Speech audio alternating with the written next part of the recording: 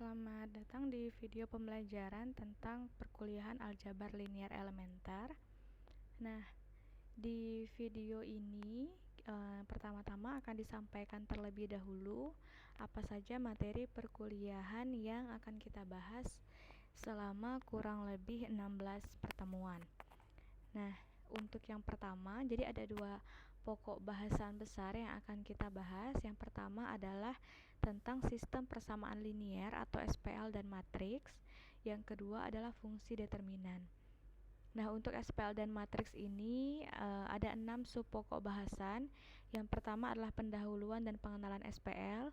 Itu tanda kurung di sini menjelaskan bahwa banyaknya pertemuan. Jadi satu pertemuan, kemudian definisi dan operasi matriks, jenis-jenis matriks dan sifatnya, kemudian matriks partisi dan operasinya, OBE dan inverse matriks, serta yang terakhir tentang SPL dan matriks adalah metode-metode mencari solusi dari SPL. Kemudian yang kedua, di fungsi determinan, yang pertama kita akan membahas tentang definisi fungsi determinan itu sendiri. Kemudian yang kedua adalah metode Sarus dan kofaktor. Nah, metode Sarus ini harusnya sudah pernah kalian dapat ketika di bangku sekolah menengah atas. Nah, dan kofaktor juga harusnya sudah pernah dapat. Jadi kita akan membahas lagi tentang metode Sarus dan kofaktor untuk mencari determinan. Kemudian yang ketiga adalah mencari determinan dengan OBE. Nah, OBE ini sudah kita dapatkan nanti di sub pokok bahasan kelima dari pembahasan SPL dan matriks. Kemudian yang keempat adalah sifat-sifat determinan. Yang terakhir adalah mengaitkan antara SPL, inverse, dan determinan serta aturan Cramer. Nah, jadi kurang lebih ada 11 materi yang akan kita pelajari. Nah, sekarang kita bahas satu persatu dimulai dari yang bagian 1.1, yaitu pendahuluan dan pengenalan SPL. Nah, sistem persamaan linier. Jadi ilustrasinya seperti ini. Misalkan sebuah perusahaan sepatu X membuat 3 jenis sepatu, yaitu sepatu olahraga, sepatu kerja, dan sepatu santai. Setiap jenis sepatu memerlukan 3 tahapan terpisah yang dikerjakan oleh bagian-bagian tertentu. Jadi ada 3 sepatu yang diproduksi, sepatu olahraga, kerja santai, dengan masing-masingnya diberikan waktunya dalam menit, waktu dibutuhkan untuk memotong. Misalnya jadi untuk sepatu olahraga, waktu yang dibutuhkan untuk memotong itu 24 menit, dilem 18 menit, dan menjahit sebanyak 9 menit. Kemudian untuk yang kerja, begitu juga seperti yang tertera di tabel. Dan yang terakhir adalah untuk yang sepatu santai, waktu-waktunya tertera di tabel. Nah, kemudian bagian memotong menyediakan 50 jam per hari. Kemudian bagian mengelem menyediakan 33 jam per hari. Bagian menjahit menyediakan 18 jam per hari. Artinya bagian memotong 50 jam. Maka kalau kita ingin jadikan dalam satu slide ini, bagian memotong itu bisa kita tuliskan di sini 50 jam. Kemudian bagian mengelem menyediakan 33 jam. Dan yang terakhir adalah bagian menjahit 18 jam. Nah, yang perlu menjadi bahan perhatian atau pertimbangan kalian adalah perhatikan satuan di sini adalah satuan jam, sedangkan waktu yang dibutuhkan untuk setiap jenis sepatu itu adalah dalam menit. Maka nantinya perlu dikonversikan untuk menyamakan satuannya. Kemudian supaya memaksimumkan ketersediaan tenaga kerja, berapa banyak setiap jenis sepatu yang harus dihasilkan setiap hari gitu. Nah, jadi ini adalah sebuah soal cerita di mana kita diminta untuk tantangannya adalah mengubah kalimat permasalahan tersebut menjadi kalimat matematika. Jadi ini mungkin juga sudah pernah dibahas di bangku sekolah tentang SPL, sistem persamaan linier. Jadi nantinya kita misalkan memotong misalnya, atau olahraga, kerja santai, atau mengelem, menjahit sebagai variabel lain. Kemudian kita substitusikan waktu-waktunya, kita carilah solusinya. Jadi solusi X, Y, Z-nya berapa, Setelah mencari solusinya, nanti baru kita bisa memaksimumkan ketersediaan tenaga kerja dengan cara memproduksi sesuai dengan jenis sepatu yang harus dihasilkan setiap hari. Jadi nanti kita ubah dulu bentuknya ke dalam masalah matematika, baru kita cari solusinya dan cari maksimumnya. Nah, untuk ilustrasi ini belum dibahas sama sekali cara merubahnya. Jadi ini hanya sebuah ilustrasi sebagai pengantar bahwa sistem persamaan linier itu bekerjanya seperti itu gitu. Jadi kebanyakan digunakan untuk menerjemahkan permasalahan-permasalahan yang ada menjadi ke dalam masalah matematika sehingga didapat solusinya, dan solusi tersebut dikembalikan lagi ke permasalahan yang awal. Nah, kemudian tadi kita belajar sistem persamaan linier. Perhatikan di sini adalah sistem. Ada kata-kata sistem. Jadi berbeda sistem dan persamaan linier. Sistem persamaan linier dan persamaan linier adalah dua hal yang berbeda. Nah, sekarang kita pandang persamaan linier. Jadi persamaan linier dalam n variabel x1, x2 sampai xn itu adalah suatu persamaan yang bisa disajikan dalam bentuk A1x1 ditambah A2x2 sampai AN xn sama dengan B. Nah, A1, A2, AN, dan B ini adalah konstanta real. Nah, sedangkan variabel-variabel dalam suatu persamaan linier itu berarti variabel x1, variabel x2, dan xn itu adalah sebagai variabel bebasnya.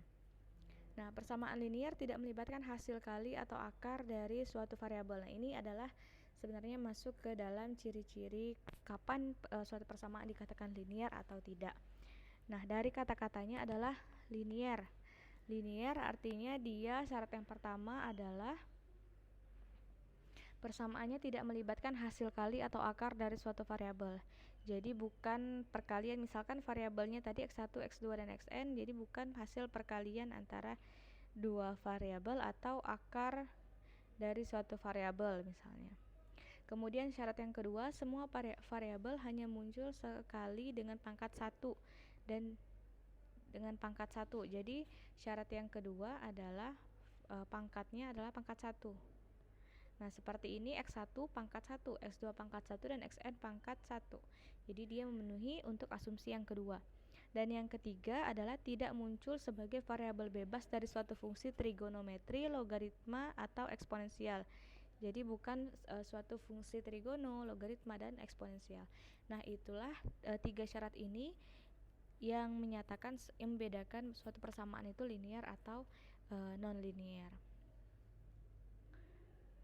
Nah, berikut ada contohnya. Jadi ada 7 contoh, silahkan ditentukan yang mana yang merupakan persamaan linier atau tidak. Untuk nomor 1, kita balik lagi ke syarat-syaratnya tadi adalah yang pertama tidak merupakan hasil kali atau akar, yang kedua pangkat 1, dan ketiga tidak ada fungsi trigono, eksponen, dan logaritma. Untuk yang pertama, variabelnya adalah x dan y, maka dia pangkat 1, bukan hasil kali, dan tidak fungsi trigono, artinya dia persamaan linier. Kemudian yang kedua, dia pangkat 1, kemudian tidak ada trigono, kemudian juga bukan hasil kali, maka dia juga linier. Nah, yang ketiga, untuk variabel bebasnya x dan y, nah ini tidak memenuhi syarat yang kedua tadi, yaitu pangkat 2. Karena dia pangkat 2, maka dia bukan persamaan linier. Kemudian yang keempat ini memenuhi persamaan linier karena dia semuanya pangkat 1 dan tidak ada hasil akar dan bukan fungsi dari logaritma, eksponen, ataupun trigonometri. Kemudian yang kelima itu ini bukan merupakan persamaan linier. Kenapa bukan? Karena ada memuat fungsi trigonometri. Jadi melanggar asumsi yang ketiga tadi. Kemudian yang keenam juga bukan merupakan bukan persamaan linier karena terdapat perkalian antara dua variabel bebas. Kemudian nomor 7 juga bukan merupakan persamaan linier karena di sini terdapat pangkatnya bukan 1, pangkatnya setengah. Pangkat setengah artinya akar ya, jadi akar X1. Nah, ini bisa melanggar asumsi yang pertama tadi merupakan hasil akar. Kemudian yang kedua juga melanggar, yaitu pangkatnya bukan 1. Nah, jadi dari 7 contoh ini ternyata hanya 3 yang memenuhi persamaan linear. Nah, kemudian solusi dari persamaan linear.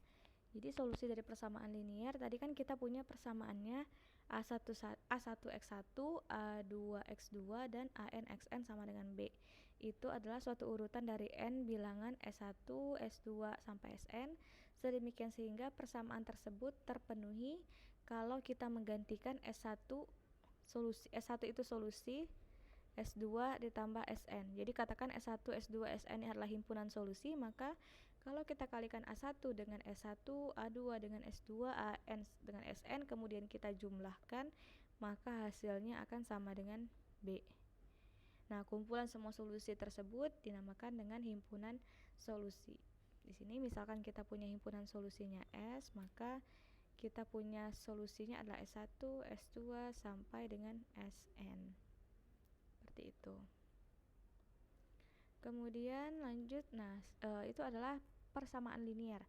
Jadi dicari solusinya tadi yang menyebabkan kalau kita operasikan, kita kembalikan ke persamaan linear, maka dia akan terpenuhi.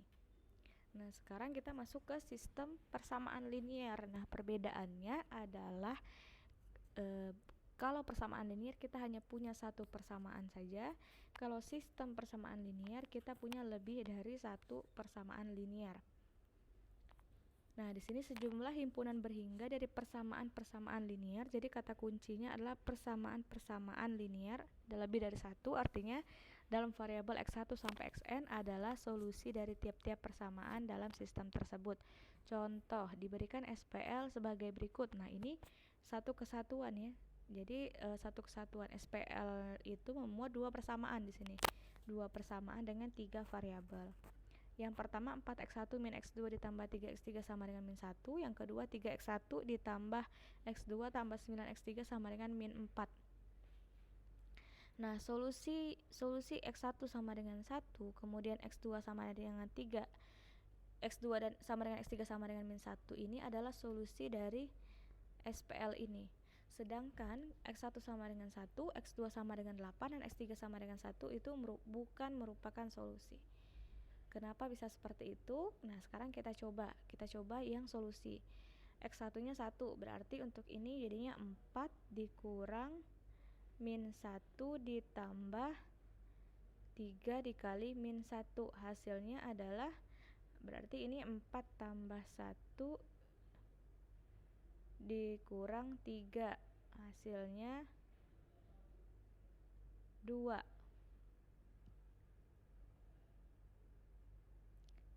Nah, ini sepertinya ada yang keliru ya, dengan X2-nya sepertinya belum dituliskan. Oke, kita lanjut saja ke yang bukan solusi. Nanti baru kita simpulkan ya. Nanti kita bisa cari X2-nya itu berapa. Nah, sedangkan X1 sama dengan 1, X2 sama dengan 8, X3 sama dengan 1 itu bukan solusi. Kenapa? Karena coba kita substitusikan. Berarti substitusikan ke persamaan yang pertama.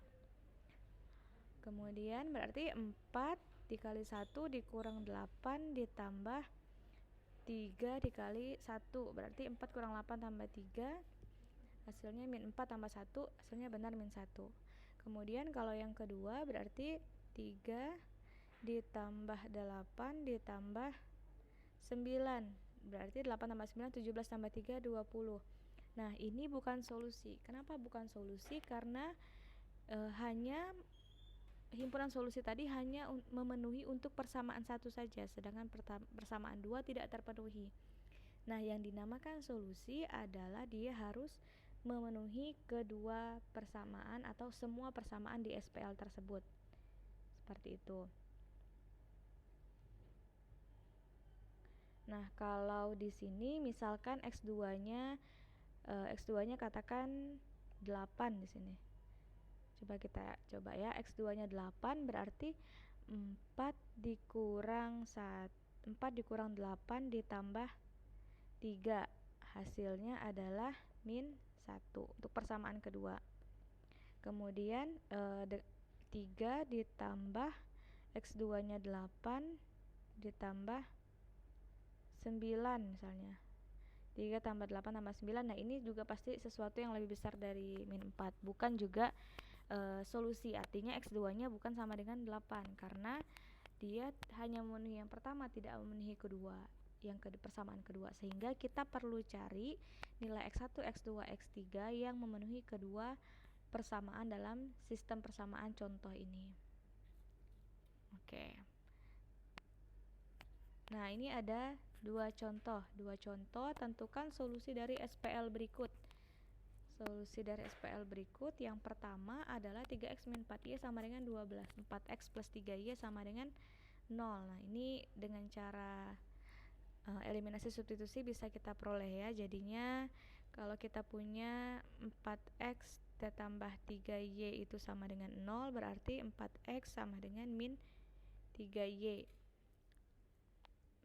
Berarti x-nya sama dengan min 3 per 4 Y. Nah, kita substitusikan ke persamaan pertama, jadinya 3 dikali min 3 per 4 Y dikurang 4 Y sama dengan 12. Berarti ini min 9 per 4 Y dikurang 4 Y sama dengan 12. Kita samakan penyebutnya, jadinya min 9, kemudian ini 16 Y sama dengan 12.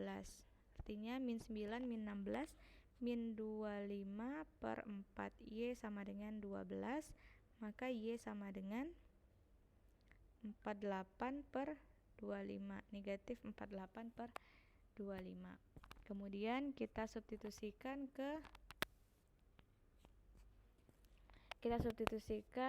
ke persamaan yang kedua untuk mendapatkan X-nya. Nah, kemudian 4X ditambah 3 dikali 48 per 25 minus ini sama dengan 4x sama dengan 0. Berarti 4x dikurang 48 kali 3 42, 4 kali 3 12 0. 4x sama dengan 144 per 25. X sama dengan, berarti 144 per 100. Nah, kita coba saja 14, benar nggak? 4x 4 dikali 144 per 100 ditambah 3 dikali 48 per 25 sama dengan dikali min 48 per 25 sama dengan 0. Oke, nah kalau misalnya benar, maka dicoba lagi untuk persamaan pertama, benar nggak? 3 dikali 144 per 100 dikurang 4 dikali negatif 48 per 25 itu sama dengan 12. Sekarang misalnya kita mau coba ke persamaan kedua, artinya berarti kita coba di sini 4 dikali 144 per 100 ditambah 3 dikali negatif 48 per 25. Ini 4 dengan 100 jadinya 25, sehingga kita punya 144 per 25 dikurang 48 dikali 3, 8 kali 3 4, 4 kali 3 12, 144 per 25 sama dengan 0. Berarti memenuhi persamaan yang kedua. Sekarang kita coba lagi untuk persamaan yang pertama. Persamaan yang pertama kita coba di bagian mana ya? Kita coba di bagian atas ini ya. Jadi 3x, x-nya tadi 144 per 100 dikurang 4y, 4 dikali negatif 48 per 25, berarti sama dengan 144 dikali 3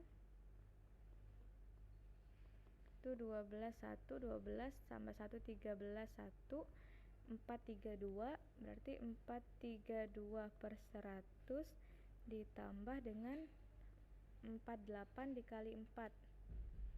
Oke, kita cari yang kosong-kosong saja. 48 dikali 4, 8 kali 4 2, 3, 4 kali 4 16, 1 9, 16 tambah 3 192. 192 per 25. Kita samakan penyebutnya, jadinya per 100. Ini 432 ditambah 192 dikali 4. 192 dikali 4. 8, berarti 9 kali 4 6, 3, 4 tambah 3 768. 768.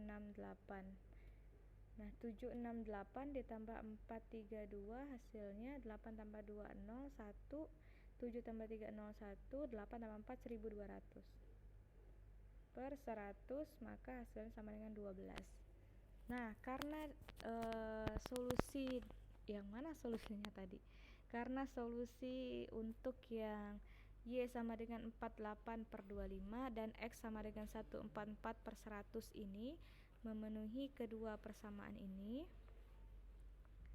maka solusi yang kita peroleh untuk nomor 1 adalah solusinya 144 per 100,48 per 25. Bisa dituliskan seperti itu atau kita tuliskan dalam himpunan.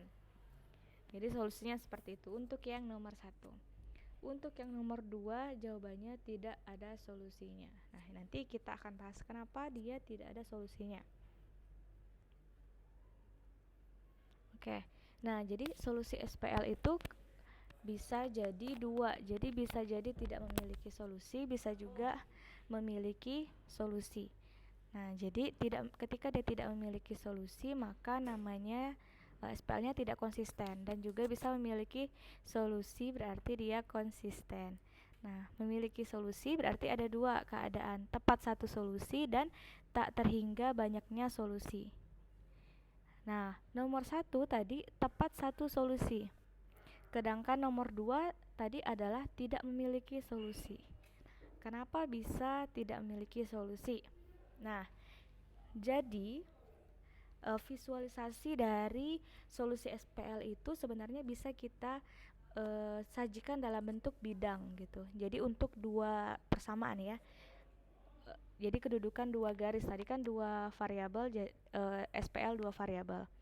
Nah, tepat satu solusi artinya garisnya saling berpotongan. Kemudian tak hingga banyaknya solusi artinya garisnya berhimpitan. Dan tidak memiliki solusi artinya dia sejajar. Ini berpotongan, ini berhimpitan. Kemudian yang ketiga adalah dua garisnya sejajar. Contoh, kita balik lagi ke contoh 3x min 4y sama dengan 12. Ini 3x min 4y sama dengan 12. Dan satu lagi tadi 4x plus 3y sama dengan 0. 4x plus 3y sama dengan 0. Nah, misalkan kita gambarkan ke dalam bentuk bidang, artinya kita gambarkan garis yang pertama.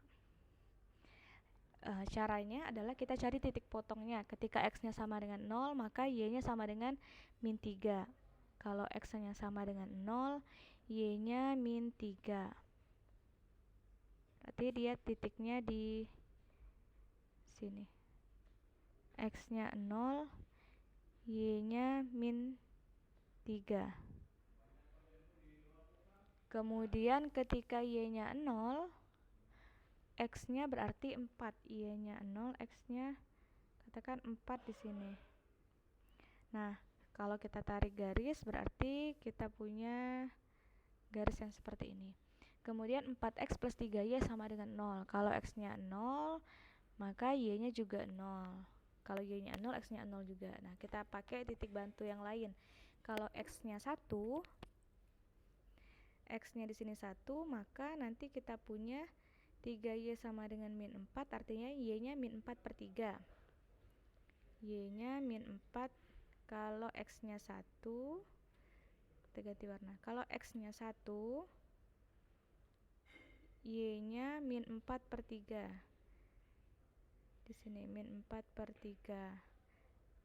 Berarti dia garisnya di sini. Kemudian kalau Y-nya 1 berarti dia X-nya adalah min 3/4. Y-nya 1, X-nya min 3/4. Berarti di sini. Nah, kalau kita hubungkan garisnya, maka kita punya garis untuk persamaan yang kedua adalah seperti ini. Nah, kalau dilihat dari ketiga keadaan ini, maka dia dua garisnya saling berpotongan. Karena saling berpotongan, maka dia punya tepat satu solusi. Nah, yang mana titik solusinya tadi? Satu solusi itu berarti titik potongnya. Jadi kalau misalnya kita cari tadi solusinya adalah 144/100,48/25, itu titiknya berarti ada di bagian sini. Ya, inilah solusinya. Oke, nah kemudian kenapa di bagian nomor 2 itu tidak punya solusi? Nah, kita gambar lagi X plus Y, persamaannya X plus Y sama dengan 4, dan 2X plus 2Y sama dengan 3. Sama dengan 4, kemudian 2X plus 2Y sama dengan 3. Nah, kalau kita gambarkan X plus Y sama dengan 4, berarti saat X-nya 0, Y-nya 4, X-nya 0, Y-nya 0, X-nya juga 4. Artinya kita punya garis di sini, ini 4, ini 4. Nih, seperti ini. Kemudian 2X plus 2Y sama dengan 3. Saat X-nya 0, Y-nya adalah 3/2. Y-nya 3/2. Di sini. Kemudian saat X-nya 0, Y-nya 0, berarti X-nya juga 3/2. Maka kalau kita tarik garis, berarti kita punya garis seperti ini. Nah, ini memenuhi kondisi yang ketiga. Jadi kondisi yang ketiga yaitu dua garis saling sejajar. Nah, karena dia saling sejajar, maka dia tidak memiliki solusi. Nah, jadi seperti itu sederhananya untuk memastikan bahwa suatu SPL tidak punya solusi, maka kita bisa gambarkan dengan dalam bentuk grafik. Nah, ketika dia sejajar, maka tidak punya solusi. Ketika dia berhimpitan, kenapa dia berhimpitan tak hingga banyaknya solusi? Karena di setiap titik itulah solusinya. Jadi tak hingga banyaknya solusi. Seperti itu. Jadi tadi ada 3 solusi dari SPL. Nah, apa yang bisa kita simpulkan? Yang bisa kita simpulkan adalah tadi yang pertama, perbedaan SPL dan persamaan linear adalah persamaan linear hanya memuat satu persamaan saja. Kemudian suatu persamaan dikatakan linear ada 3 kondisi. Kemudian ketika SPL artinya terdiri dari beberapa persamaan linear, lebih dari satu. Nah, solusi dari persamaan linear itu harus memenuhi keadaan tersebut. Artinya ruas kiri dan kanan harus sama solusinya. S1, S2, Sn itu menyebabkan kalau dikalikan A1 dikali S1 ditambah A2 kali S2 itu sama dengan B. Sedangkan kalau SPL solusinya tidak cukup hanya memenuhi satu persamaan saja, tapi semua persamaan di dalam sistem tersebut solusinya harus memenuhi persamaan dari setiap persamaan di sistem tersebut. Nah, solusi SPL tadi ada 3, tidak memiliki solusi, memiliki tepat satu solusi, dan memiliki tak hingga banyaknya solusi. Untuk memastikannya bisa digambarkan dalam bentuk grafik. Nah, titik potong itulah merupakan solusinya. Ketika dia punya satu titik potong atau berpotongan, maka dia punya satu solusi. Ketika dia berhimpitan, maka dia punya tak hingga banyaknya solusi. Dan ketika dia saling sejajar, maka dia tidak punya solusi.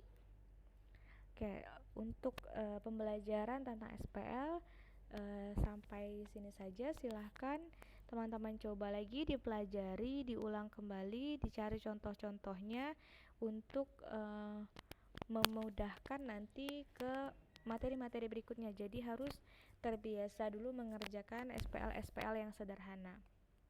Nah, silahkan dipelajari dan selamat mencoba.